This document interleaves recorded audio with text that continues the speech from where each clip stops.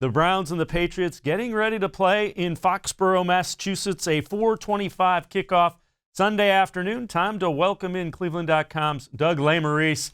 Doug, what do you expect to see from the Browns? What do you want to see from the Browns? What do we need to see from the Browns at 2-4 as they move forward against a really good football team in New England? Well, I think the best receiver on the field Sunday will be Odell Beckham. I think the best running back on the field will be Nick Chubb. I think the best pass rusher on the field will be Myles Garrett. So the Browns have to look like they're competitive with the Patriots. There's no reason that they shouldn't be. The Patriots defense is unbelievable this year. It's the best defense in football, but the Patriots also have not faced a team with this bevy of skill guys. And so the Browns need to look like the Browns that we expected to see this year, which is, hey, we've got a lot of options on offense. We have a quarterback who knows how to run this thing. We have a play caller who knows how to attack. You hope they go up tempo a little bit. You hope they're aggressive. And if they make some mistakes of aggression, throwing a pick or two, okay, don't make stupid penalties. Don't jump off sides. Don't have, personal fouls after the play. But you hope they go toe-to-toe. If they don't win, it's not the end of the world. But you would like to see the Browns come out and look like they absolutely belong on the field with the best team in the AFC. And that is, you touched on a little bit. People are overlooking the fact that the Patriots have not really been tested with a really talented football team per se. Having said that, their defense, I think it's 48 total points they've given up. They've had a couple of shutouts. They've really only been in one game. They beat Buffalo 16-10 a few weeks ago. What do you want to see play calling wise? That's kind of overlooked a little bit. Is the Browns haven't really put Baker Mayfield in a lot of positions to succeed, I think, in the first 6 games. Yeah, I mean, you'd like to have situations. The Baltimore game was the example, right? That they go on the road there. They get the ball out of Baker's hands. They look in rhythm. They've had drive. They've had, you go back and look when they took the lead, the first 3 drives against Seattle, they look great. They've had moments when they've hit, little handoffs to Nick Chubb that pop out.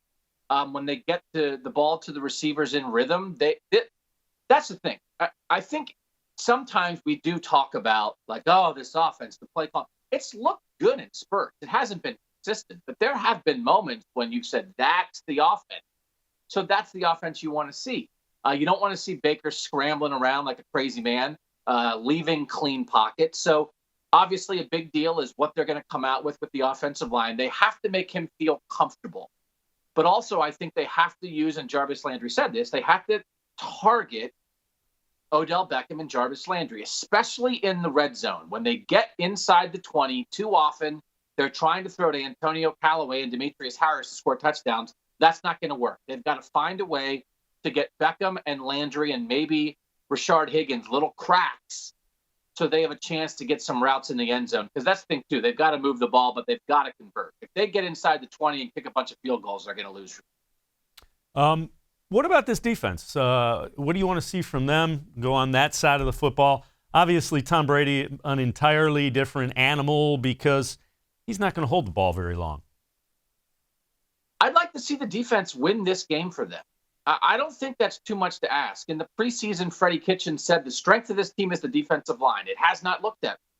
Myles Garrett flashes at times. It has not been a dominating defensive line play after play. And like you said, the only close game the Patriots have played was a low-scoring game with the Bills.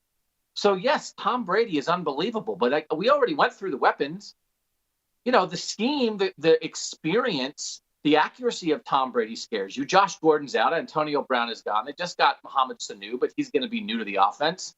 Gronk is gone. There's not a running back that really scares you. This should be a game, especially with the secondary healthy. And I think at times we have overlooked that. I've thought that the secondary has held up pretty well for the first 3 quarters of several games. I feel like in the fourth quarter, you could tell they've missed Greedy Williams and Denzel Ward at times. But if Denzel and Greedy are back, and if this defensive line, that is a high-priced defensive line. They need to play like it. But absolutely, for all the stuff we said about the offense, I absolutely think this could be a game where this defense goes in and wins in New England. You win a low-scoring game because they're all over Tom Brady. Here's a concern that I've had. It seems like when things are going south, not going the way the Browns want it, it's just been snowballed. They haven't been able to overcome adversity. And I think you saw that in the first game. You saw that in the Monday night game.